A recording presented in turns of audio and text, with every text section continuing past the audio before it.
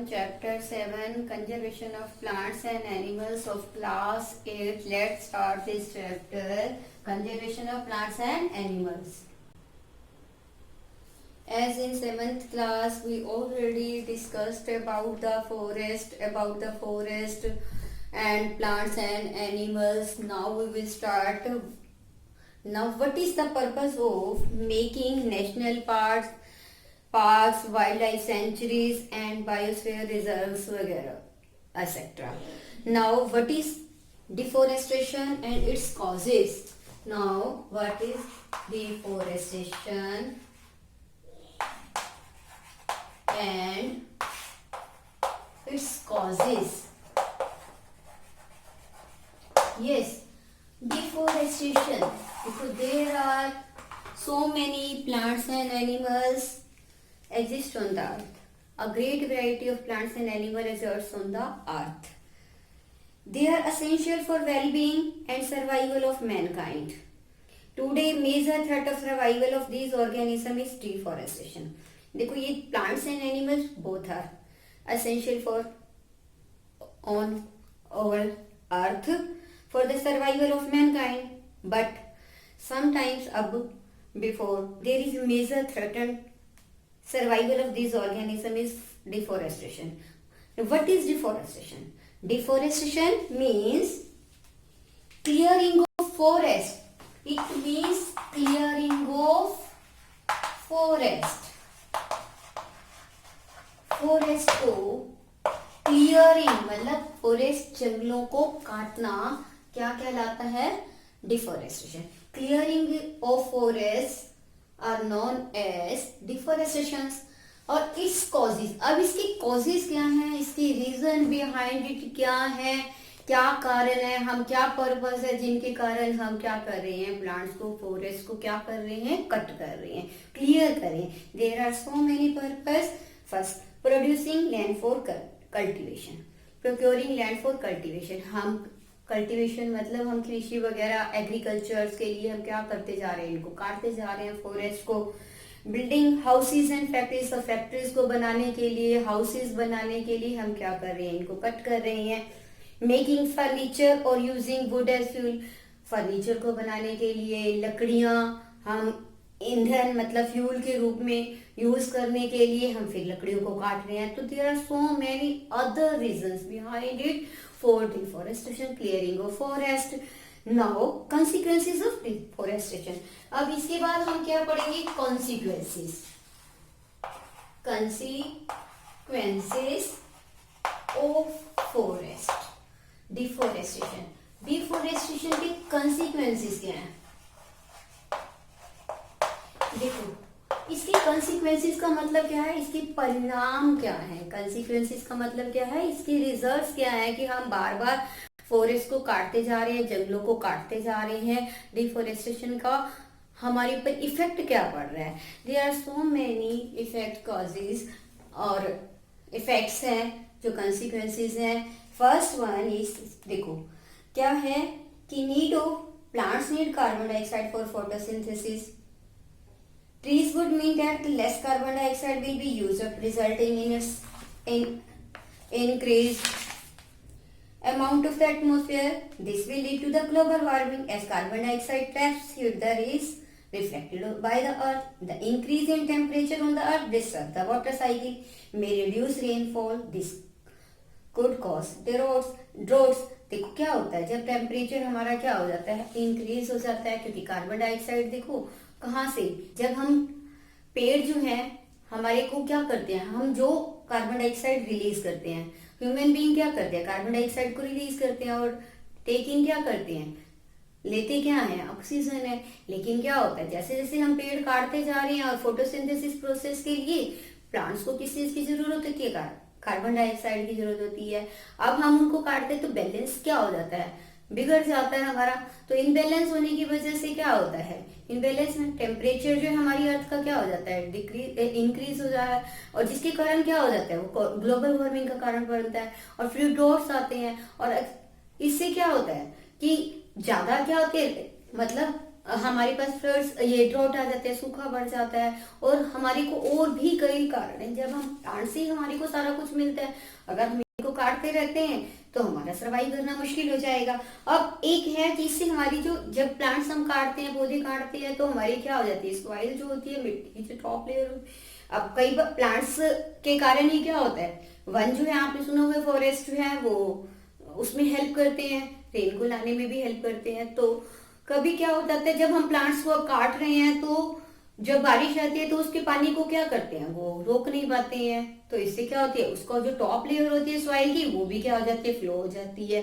Flow होने के कारण वो हमारी जो सॉइल है वो उसकी अब क्या हो जाती है, वो फर्टिलिटी जो है उसकी रिड्यूस हो जाती है। तो रेन जो है, ये रेन इसके कारण भी है। तो इससे क्या हो जाती है, अगर वो पानी को जब रेन आती है तो वो उसको बांध नहीं सकती हैं, उसकी रूट्स, प्लांट्स तो होती नहीं है, नहीं बांध सकती हैं। तो इससे क्या हो जाता है, इससे फ्लड्स भी आ सकती हैं। तो there are so many other, मतलब बहुत से कंसिक्वेंसेज हैं जिससे हमारी जो है डिफोरेस्टेशन से क्या होते हैं, इफेक्ट बहुत करते हैं। The fertile land gets converted into, कभी कभी तो क्या होता है, जो बहुत अच्छी फर्टाइल लैंड होती है हमारी जमीन भूमि, वो क्या किसमें बदल जाती है, डेजर्ट्स में बदल जाती है, मतलब रेगिस्तान में बदल जाती है। तो इस प्रोसेस को क्या कहा जाता है, डेजर्टिफिकेशन। तो अब इसका मतलब हमारे पास क्या है, डेजर्टिफिकेशन क्या होता है, डेजर्टिफिकेशन, यस, डेजर्टिफिकेशन क्या है आपका, you can define the desertification, the fertile land gets converted into the desert, the fertile lands gets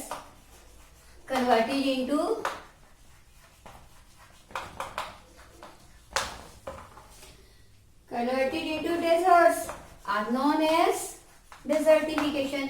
जो लैंड फर्टाइल जो है, जो अच्छी भूमि है, जब वो डेजर्ट्स, रेगिस्तान में बदल जाती है तो उसे क्या कहते हैं, desertification. Now conservation of forest and wild life, अब हम इनको बचाना भी तो चाहते हैं, जो हमारी जंगली जो वाइल्ड लाइफ है या फॉरेस्ट है, तो हम इनको कंजर्व कैसे कर सकते हैं। अब इसमें क्या है, biosphere is that part of the earth which living organism exist.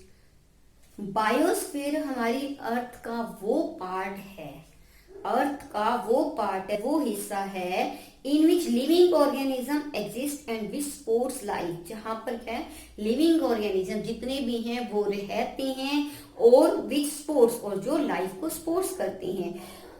Biological diversity और biodiversity refers to the variety of organism existing on the earth, their relationship and their interrelationship with the environment, और उनका environment के साथ क्या relationship है, क्या inter relationship है, वो क्या है, बायोलॉजिकल डाइवर्सिटी। अब आपके पास है to protect over flora and fauna.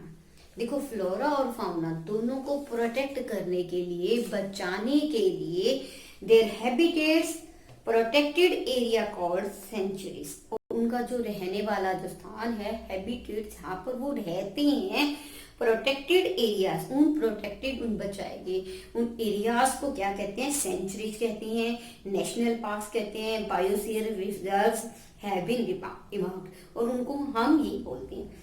Plantation, cultivation, grazing, felling trees, hunting and poaching are prohibited there। इन जगहों पर क्या होता है, जब आप कभी कहीं पर घूमने जाते हो तो लिखा होता है कि ये क्या है, रेस्ट्रिक्टेड एरिया है, मतलब यहाँ पर क्या है, ये यहाँ पर हम कुछ भी नहीं कर सकते हैं। तो इसी तरह से वो सारे मतलब क्या है, प्रोहिबिटेड एरियाज होते हैं कि उनके ऊपर हंट नहीं किया जा सकता, उनको शिकार नहीं किया जा सकता, किसी भी तरह से, किसी भी मतलब किसी को भी हम हानि नहीं पहुंचा सकते हैं, उनको हानि नहीं कर सकते। अब सेंचुरीज होते क्या है, अब हम किसके बारे में, sanctuaries, areas where animals are protected from any disturbance to them and their habitat, वो एरियाज एनिमल्स के लिए। अब सेंचुरीज क्या हैं कि एरियाज वेयर एनिमल्स, वो जगह जहां पर एनिमल्स को क्या किया जाता है, प्रोटेक्ट किया जाता है, ताकि उसे कोई भी क्या करे, डिस्टर्ब ना करे, और उन्हें ऐसे रखा जाता है, और देयर हैबिटेट, उनका ध्यान रखा जाता है, तो उस एरियाज को हम क्या कहते हैं, सेंचुरीज कहते हैं। इसी तरह से what are national park, national parks क्या होते हैं, areas reserve for wild life, वो एरिया जो वाइल्ड लाइफ, जंगली जानवरों के लिए क्या किया जाता है, रिजर्व की जाती है पहले से। They can freely use habitat and natural, वो कहीं पर भी अपना आ जाए, जंगल के बीच में कहीं पर किसी भी तरह से उनके ऊपर कोई रेस्ट्रिक्शन नहीं होती है, घूम फिर सकते हैं और रह सकते हैं। ऐसी जगहों को क्या कहते हैं, नेशनल पार्क कहते हैं। अब बायोस्फीयर रिजर्व्स क्या होते हैं, large areas of protected land for conservation of wild life, plants and animals resources. अब large areas of protected land for conservation of wild life को कंजर्व करने के लिए, प्लांट्स को कंजर्व करने के लिए, एनिमल्स को जो एनिमल्स के रिसोर्सेज हैं उनको कंजर्व करने के लिए जो रिजर्व एरियाज होते हैं, and traditional life of the tribals living in the area, और जो ट्रेडिशनल लाइफ को जी रहे हैं वहां पर जितने भी मतलब जाति वाले ट्राइबल्स जो हैं वो रह रहे हैं, उनको कंजर्व करना और वाइल्ड लाइफ को कंजर्व करना, वो क्या होता है, आपका बायोस्फीयर रिजर्व्स होता है। अब हमने क्या सेंचुरीज के बारे में देखा, नेशनल पार्क्स के बारे में, सेंचुरीज के बारे में, नेशनल पार्क्स के बारे में, और किसके बारे में, बायोस्फीयर रिजर्व्स क्या है। आपने किसके बारे में देखा, सुना, सेंचुरीज के बारे में, नेशनल, देखो किसके बारे में, आपने पहले centuries,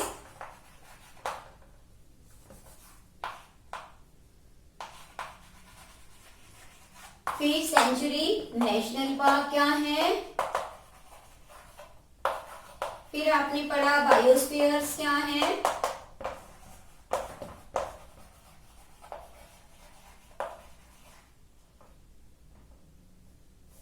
reserves, biosphere reserves, national, sanctuary. Sanctuaries में आपने पढ़ा कि वो एरियाज एनिमल्स के लिए जहां पर एनिमल्स को प्रोटेक्ट करें, ताकि उसे कोई भी क्या हो, डिस्टर्बेंस उनके लिए कोई भी डिस्टर्बेंस क्रिएट ना करे, उन्हें किसी भी तरह से हानि ना पहुंचाए, उसे हम क्या कहते हैं, सेंचुरी कहते हैं। और नेशनल पार्क ऐसी है, ऐसी जगह रिजर्व है जहां पर वो कहीं पर भी ऐसे घूम सके, और पशु मतलब एनिमल्स जो हैं कहीं पर भी घूम सके, उन्हें कोई रेस्ट्रिक्शन ना हो, आराम से वो रह सके। और बायोस्फीयर में क्या है, जहाँ प्लांट्स भी हैं, एनिमल्स भी हैं, और दूसरे ट्राइबल्स भी हैं, वाइल्ड लाइफ उनको सर्वाइव करने के लिए उनका ध्यान रखा जाता है, वो क्या होते हैं, बायोस्फीयर रिजर्व एरियाज होते हैं। Now biosphere reserves areas. Biosphere reserves are the areas meant for conservation of biodiversity. Biosphere reserves areas कौन से होते हैं, वो होते हैं, इसका मतलब क्या है, conservation of biodiversity, conservation of biodiversity को बचाना, बायोडाइवर्सिटी को कंजर्व करना, उन एरियाज को क्या कहते हैं, हम बायोस्फीयर रिजर्व्स कहते हैं। क्या कहते हैं, biosphere reserves. Now next, what are the flora and fauna. Now we will discuss about flora and fauna. Flora and fauna क्या है आपके, how can we define the flora and fauna. देखो ध्यान से, flora and fauna, yes, what are flora and fauna, listen carefully, what are flora and fauna. The plants and animals found in the particular area termed, जहाँ पर plants और animals जो हैं मिलते हैं, वो एक स्पेशल पर्टिकुलर मतलब विशेष, एक विशेष तरह का पर्टिकुलर एरिया है, उसको हम क्या कहते हैं, flora and fauna. The plants and animals found in a particular area are termed as flora and fauna of that area. उसको क्या कहते हैं, फ्लोरा एंड फाउना, मतलब प्लांट्स और एनिमल्स के लिए जो एक पर्टिकुलर एरिया है, एक विशेष करके जो स्पेशल उनके लिए स्थान है, उनको क्या कहते हैं, फ्लोरा एंड फाउना। नाउ अब आपके पास है एंडेमिक स्पीशीज क्या होते हैं। Endemic species are the species of, yes, इसके बाद हम पढ़ रहे हैं एंडेमिक स्पीशीज, हमारे पास क्या होते हैं, endemic species. Endemic species are the species of plants and animals, plants और एनिमल्स की वो स्पीशीज, उनको हम क्या कहते हैं, एंडेमिक स्पीशीज कहते हैं, which are found exclusively in a particular area, जो क्या एक विशेष है कि पर्टिकुलर एरिया में जो प्लांट्स और एनिमल्स मिलते हैं उनकी स्पीशीज को हम क्या बोलते हैं, एंडेमिक स्पीशीज कहा जाता है। Endemic species are those, endemic species are those species of plants and animals which are found in exclusively in the particular area, जो particular area. Now what are species? Species होता क्या है, हमने पढ़ तो लिया endemic species, अब species होते क्या हैं, species क्या होते हैं, species आपके पास क्या है, species is a group of population which are capable of interbreeding. Species क्या है, वो पॉपुलेशन का एक ग्रुप, एक समूह होते हैं, which are capable of interbreeding, जो इंटरब्रीडिंग के लिए, ब्रीडिंग के लिए क्या होते हैं, कैपेबल होते हैं, योग्य होते हैं, उसे हम क्या कहते हैं, स्पीशीज कहते हैं। This means that the members of a species can reproduce fertile offspring only with the members of their own species and not with the members of other species. Members of a species have common characteristics. अब ये क्या है, ये अपने ही species से ही क्या कर सकते हैं, बेबी बॉर्न्स कर सकते हैं, मतलब बच्चे रिप्रोड्यूस हो सकते हैं, लेकिन किसी अदर मतलब स्पीशीज से नहीं, अपने ही स्पीशीज से। और इनके क्या होते हैं, करेक्टरिस्टिक्स भी क्या होते हैं, कॉमन करेक्टरिस्टिक्स होते हैं। Clear, but species is a group of population which are capable of interbreeding. Species क्या है, एक पॉपुलेशन का एक ग्रुप है, वो जो कैपेबल होते हैं, किसके योग्य होते हैं, इंटरब्रीडिंग के। Now again wild life sanctuaries, what are wild life sanctuary? Wild life sanctuaries क्या है आपके पास, देखो ध्यान से, provide protection and suitable living conditions to the wild animal. Wild life sanctuaries क्या होती हैं, जो प्रोटेक्शन मतलब प्रोटेक्ट करती हैं, बचाती हैं, और जितने भी लिविंग ऑर्गेनिजम्स हैं उनको लिविंग कंडीशंस हैं वो सारी क्या करती हैं, सुटेबल लिविंग कंडीशंस उसे प्रोवाइड करती हैं। Now again wild life sanctuaries provide protection and suitable living conditions to the wild animals. जितने भी वाइल्ड एनिमल्स होते हैं उनको क्या करती हैं, protection and suitable living condition provide करती हैं। उसके बाद नेक्स्ट है हमारे पास, नेक्स्ट है जैसे आपके पास नेशनल एंडेंजर्ड एनिमल्स क्या होती हैं आपके, animals whose members are diminishing to a level when there might face extinctions are known as endangered animals. उन्हें क्या कहा जाता है, endangered animal. Animals whose numbers and are diminishing to level that they might face extinctions are known as endangered animal. उन्हें क्या कहा जाता है, endangered animal.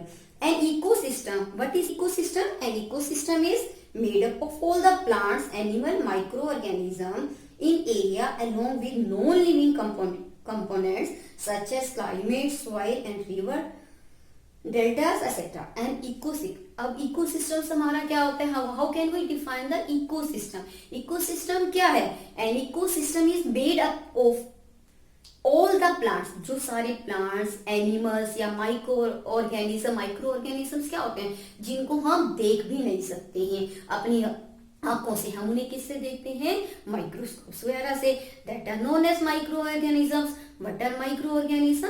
We can never be seen by our naked eyes, which are only seen by microscope, that are known as microorganism. An ecosystem is made up of all plants, animal and microorganism in area along with the non-living, और non-living components कौन से हो गए, जैसे हमारा climate हो गया, soil हो गया, रिवर हो गया, डेल्टा एक्सेट्रा, उन्हें हम क्या कहते हैं, वो हमारा क्या होता है, इकोसिस्टम होता है।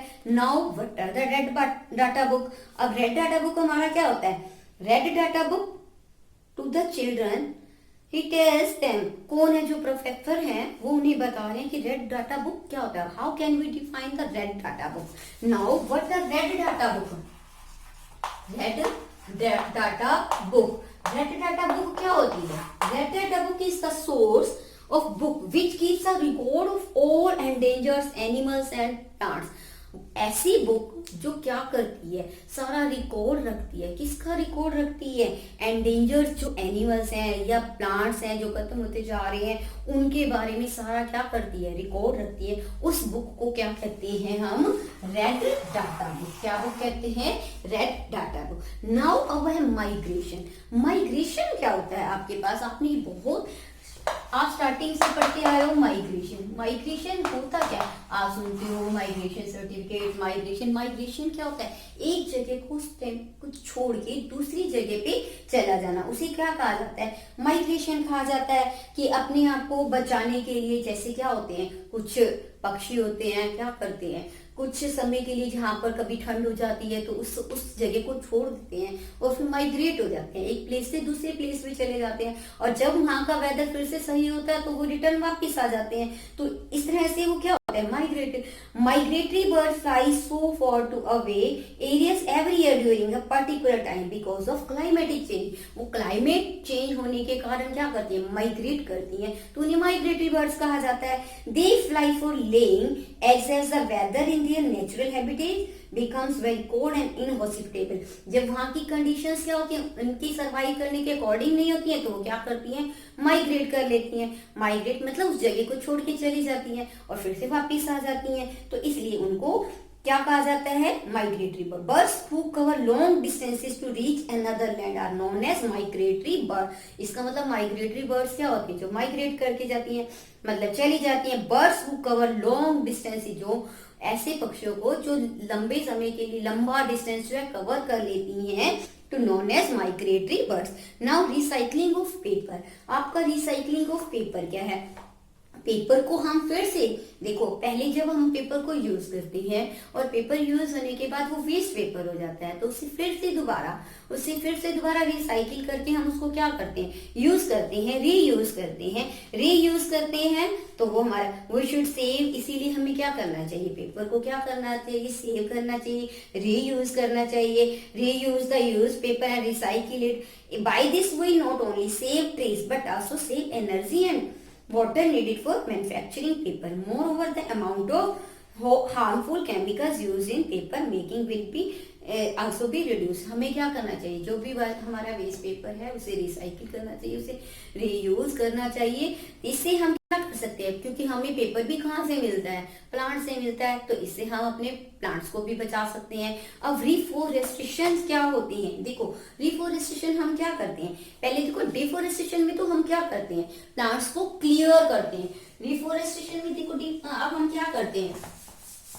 आपको पहले डिफोरेस्टेशन का मीनिंग बताएगा। अब आपके पास है रिफोरेस्टेशन। रिफोरेस्टेशन में क्या करते हैं? देखो ध्यान से, देखो डी में हम उसको क्या करते हैं? हम डिफोरेस्टेशन में क्लियर करते हैं। क्लियरिंग द प्लांट्स हमने पढ़ा था अभी, clearing the plants for several purposes. हमने डिफोरेस्टेशन में क्या किया था? क्लियर करते हैं प्लांट्स को। और रिफोरेस्टेशन का मीनिंग क्या है? कि हम अपने प्लांट्स को फिर से क्या करते हैं? रिस्टॉकिंग करते हैं। Destroyed forest by planting the new trees. अब रिफोरेस्टेशन क्या है? Reforestation is the restocking of destroyed forest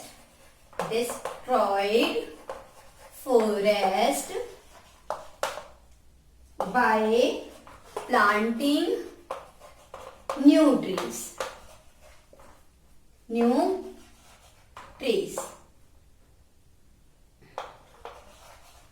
अब रिफोरेस्टेशन का मतलब क्या है? रीस्टॉक करना दोबारा से प्लांट्स को, जो हमारे क्या है, जो हम उनको खत्म कर चुके हैं, फिर से प्लांट को उगाना।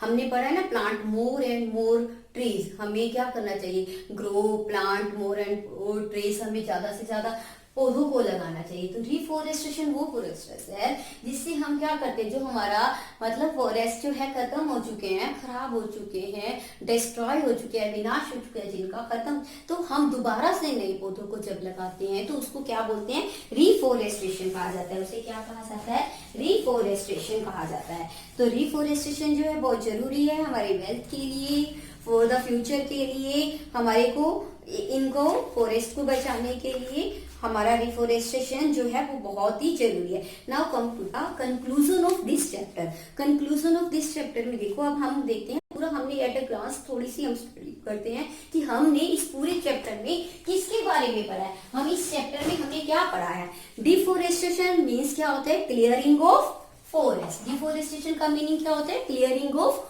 फॉरेस्ट। फिर उसके बाद रिडक्शन, देखो both reduction in rain and destruction by floods are possible by deforestation.